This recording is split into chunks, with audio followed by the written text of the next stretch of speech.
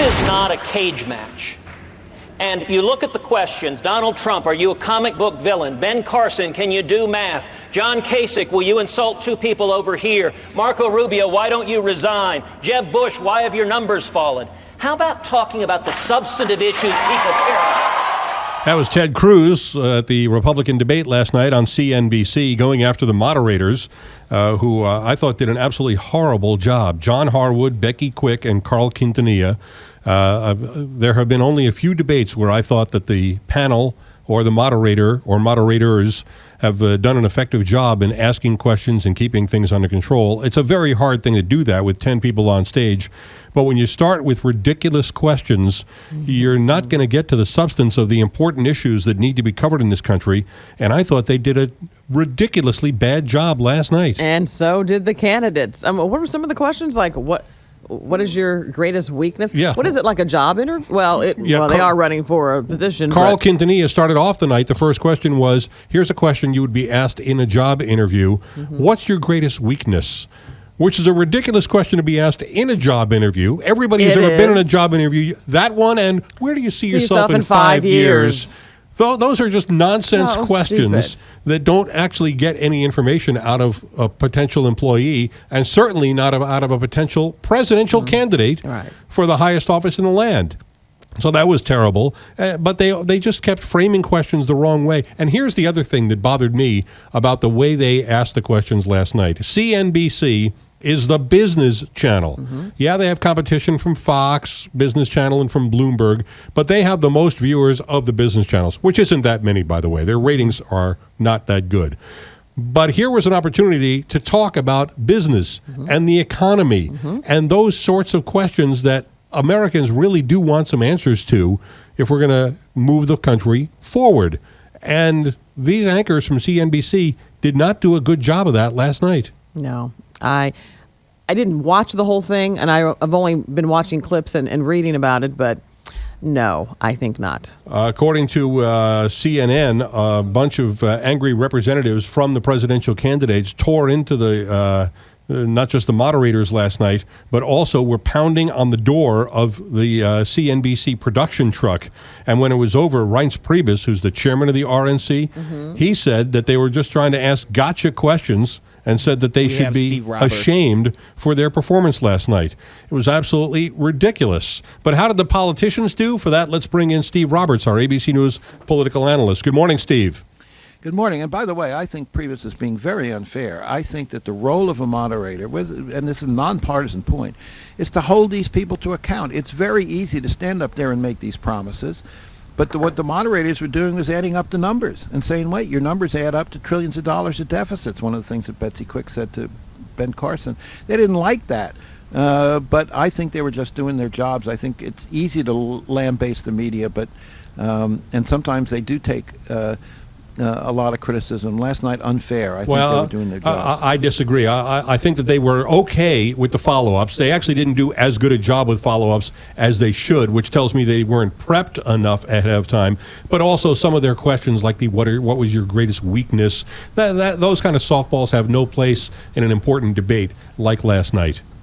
But let me ask you about which of the candidates you think made their mark last night. With Trump and Carson, the only ones who are over 20% in the latest polls. Did anybody else make a move upward towards them?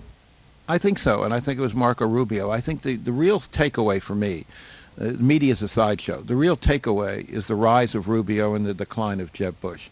I've always believed that Trump and Carson would eventually fade, that the notion that an amateur is qualified to be president will increasingly pull their numbers down, and that someone would step forward to fill that vacuum. And for a long time, people thought it might be Scott Walker of Wisconsin. He's long gone.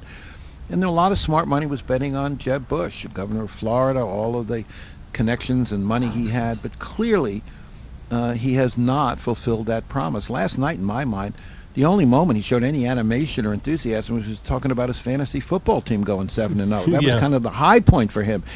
The fact is, Rubio, by contrast, has got a better story to tell. He's more likable.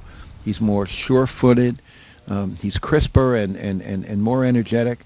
I think there are a lot of Bush backers this morning who are taking a second and third look at their early decisions, and I bet you're going to start to see a drift toward Rubio among some of Bush backers in the weeks ahead. And Rubio even said last night, it's obvious that you've been told attacking me is a way to help you, but I don't think it did either, and I wonder how much longer Jeb Bush, who already had to lay off 40% of his staff amid financial problems, how much longer can he stay in this, Steve?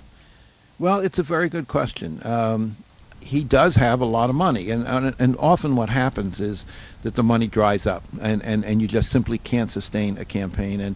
And Bush still has a lot of loyalists from his brother and his father. He's still a lot of money in the bank, but there's no doubt that the anxiety is going to grow. There are a lot of stories in the last week saying the increasingly nervous Bush backers were looking to this debate for reassurance that he was still at the top of his game and still could deliver a compelling performance.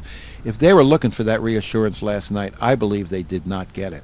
Here's an overriding question that I've had in watching the Republicans in this in the first few months of this presidential season. I can't help but think of friends of mine who are fiscally conservative but socially liberal. They still call themselves Republicans. They're a member of the GOP, but they're not the kind of GOP members who Mike Huckabee would appeal to, or even Ben Carson with some of it.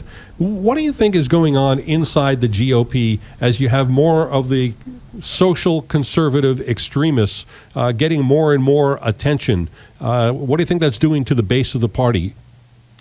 It's an excellent question, and I agree with you. I know many Republicans who say publicly and privately, this is no longer my party. I no longer feel comfortable. But these tend to be the more moderate northeastern Republicans, the kind of people who have long been at the core of the Republican Party, sometimes called the Rockefeller wing of the party. It was also the Bush wing of the party. Yep. So remember, Bush 41's father was Prescott Bush, who was a pragmatic Wall Street Republican from Connecticut and who served in the Senate for 10 years. And the center of gravity of the Republican Party has moved to the south, the west, and the right. There is an increasingly discomfort. You're right about in certain elements of the Republican Party, but let's also remember what happened in Washington yesterday. You had a budget deal, bipartisan deal. 79 Republicans in the House voted for this deal. The right wing railed against it, hated the deal. It was a sellout. But it was a classic example of pragmatic Republicans like Speaker John Boehner and Paul Ryan, the new speaker, exerting leadership and saying, look, we got to deal with reality. We have to govern. This is the best deal we can get in order to keep the government running and keep the government paying its bills. So there are elements in the Republican Party that resist this pull to the right and say our job is not to just make speeches, it's to make decisions, it's to govern, and governing means compromise, and compromise means dealing with the Democrats. So you have to look at this almost as a split screen, that while, the hard-line conservative view was very prominent at the debate, back in Washington, the Republican Party was part of a process of governing and a process of compromise. But you still had 45 Republicans who did not vote for Paul Ryan, and I wonder whether that split, that chasm, is going to get even larger. Steve, thanks for joining us this morning. I appreciate it. Absolutely, sure. Steve Roberts, our ABC News political analyst here on the Big 550 KTRS. Hi, this is